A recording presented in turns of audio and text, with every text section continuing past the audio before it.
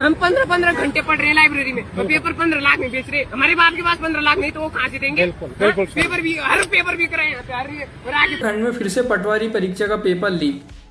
ये सिर्फ खबर नहीं है बल्कि लाखों छात्रों के सपनों के साथ धोखा है। 11 बजे पेपर स्टार्ट हुआ, 1 बजे खत्म होना था, परंतु 11:35 पर ही 3 पेज बाहर आ जाते और पेपर लीक हो जाता है। परंतु आयोग के सचिव बोल रहे हैं केवल 3 पेज बाहर आ जाने को पेपर लीक नहीं माना जाता। मैं सचिव जी से पूछना चाहता हूं कि परीक्षा केंद्र पर जेमल लगे होने के बावजूद भी 3 पेज बाहर कैसे आ गए? इसको बेसिकली पेपर लीक नहीं कह सकते आप। पेपर लीक करना दूसरी बात हो गई। ये बेसिकली किसी सेंटर से 3 पन्ने बाहर निकले हैं जो क्वेश्चन पेपर का। तो उसमें ये है कि क्योंकि बाहर आया तो हो सकता है कि और जगह चला गया हो, किसी ने सॉल्व कर दिया हो, उनकी मदद कर दी, इस तरह की चीज़ें आई। 2 लोग गिरफ्तार किए गए, पंकज सिंह और हुकुम सिंह, जिन्होंने 2022 में भी इन लोगों ने पहले पेपर लीक किया गया और उसके बावजूद भी 2025 में इन्होंने फिर से पेपर लीक किया।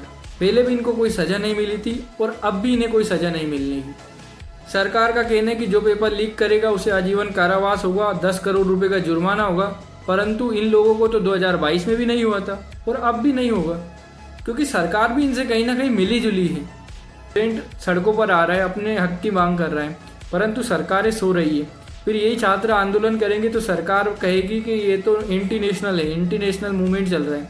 पर सरकार अब ये नहीं देख रही है कि बच्चे रात 12-12, 15-15 घंटे पढ़ के 400-500 किलोमीटर दूर पेपर देने जाते हैं। वहाँ पेपर देने के बाद उनको सेंटर पे अच्छी सुविधा नहीं मिलती है, उसके बावजूद वो पेपर देते हैं और पेपर देने के बाद बाहर निकलते हैं, उसके बाद उन्हें खबर मिलती है कि पेपर लीक हो गया।